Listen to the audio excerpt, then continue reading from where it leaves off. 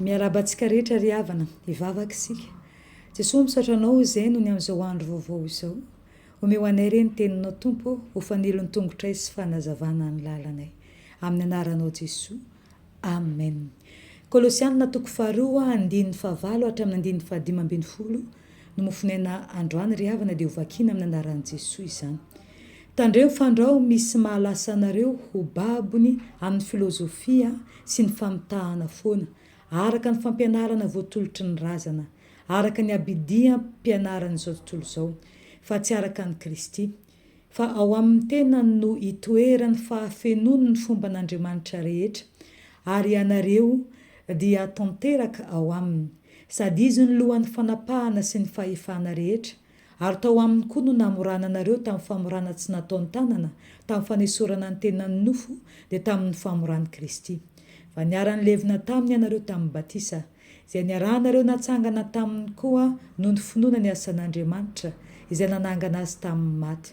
Ary ianareo izay efa maty ny fahadosoana sy ny tsy fiforan'ny nofonareo, dia novelominy niaraka tamin'ny Kristy, rehefa navelany ny fahadosoantsika rehetra. Ary novonoiny ny soratanany didy izay niampangatsika, dia nesoriny tsy eo mihitsy izany ka nomboany tamin'ny hazo fijaliana.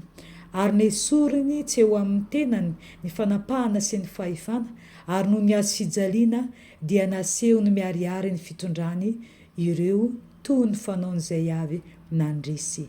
Amen. Ray masino, manamasinany amin'ny fahamarinana, miteninao ny fahamarinana.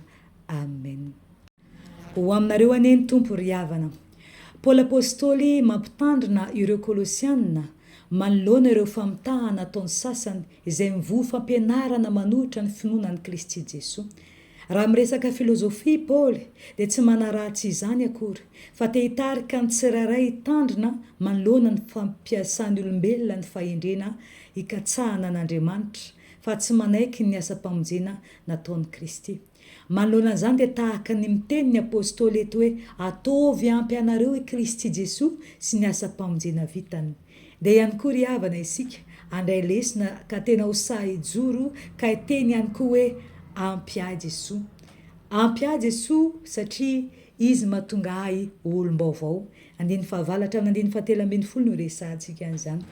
Nisedra olana ireo kristianina tao Kolosia izay mbola tsy voafora ara-nofo, satria misy manery azy ireo forana araka ny lalàn'i Mosesy, fa raha tsy izany dia tsy voavonjy. Amafisin'ny Paoly ny fampianarana efa nomena azy ireo, fa tsy ny fomba ety ivelany no ahazoana famonjena, fa ny finoana sy ny fanekena ny asa-pamonjena nataon'i Jesosy, izay miteraka fiovam-po. Fony ny Galatiana 4:15, fa samy tsy mahasoa na ny famorana na ny tsy famorana, fa ny olom-baovao. Ampatsahivina apôstôly eto ny hevitry ny batisa mba hahatonga ireo kristianina ireto tsy ahatsiaro menatra na hanamelo tena, fa efa tonga olom-baovao izy ireo ao amin'ny Kristy, izay namora azy ireo tamin'ny famorana tsy nataony tanana. Ka na inona no fampianarana tao dia tsy tokony hisy ny fisalasalana, fa samy manambara fa ampy ny asa-pamonjena nataon'i Jesosy, satria izy irery no mahatonga ny olona iray ho vaovao. Faharoa, ampy ahy Jesosy satria mahatonga ahy ho mpandresy. 4:4 hatramin'ny 5:12. Feno ny fampianaran'ny Paoly apôstôly eto amin'ity Kolosianina 2:9 hatramin'ny 5:12 ity. Voazavany anatin'ny teny fohy ny fahafenon'ny Kristy amaha-Andriamanitra azy sy ny fahafenony ny fiainan'izay mino azy.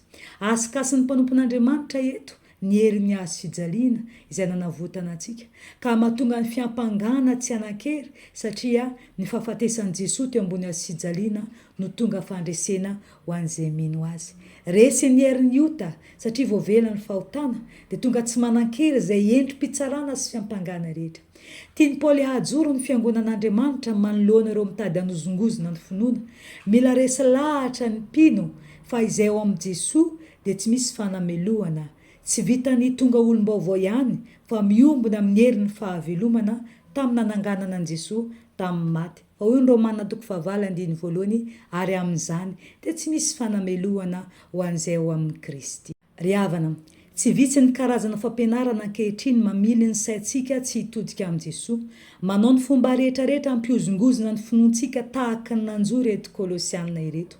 Miantso antsika ny Tompo amin'ny alalan'izao teny soratra masina izao. Hiazona ny Kristy hatramin'ny farany, na iza ho avy eo, na inona no lazainy, sahy mijoro hoe ampy ahy Jesosy. Satria tsy ho toy izao isika raha tsy noho ny asa-pamonjena vitan'i Jesosy teo amin'ny hazo fijaliana. Mijorova avolombelona, fa i Jesosy no nahatonga antsika olom-baovao. I Jesosy no mahatonga antsika ho mpandresy mandrakariva. Ombanao anie Jesosy, ampanananao fahasahiana ka ihika hoe ampy ahy Jesosy.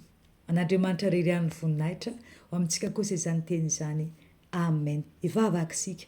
Jesosy misaotra anao izay noho ny amin'ny teninao. Ampaherezo ary izahay raha makivaky ity tontolo androandroany ity. Ho say hijoro vavolombelona ka hanambara hoe ampy anay ianao. Ilay mahatonga anay ho olom-baovao, ilay mahatonga anay ho mpandresy manoloana ny zavatra rehetra. Ka dia apetraka fiainam-pelatananao ny fiainanay. Amin'ny anaranao Jesosy.